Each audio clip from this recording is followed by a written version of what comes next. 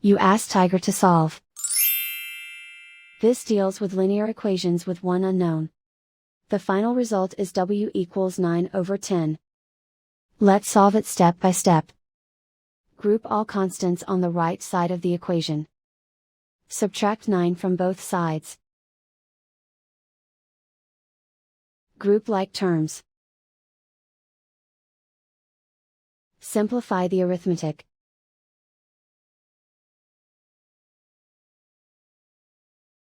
Isolate the W. Divide both sides by -10. Cancel out the negatives. Simplify the fraction. Cancel out the negatives. And so the final result is W equals 9/10.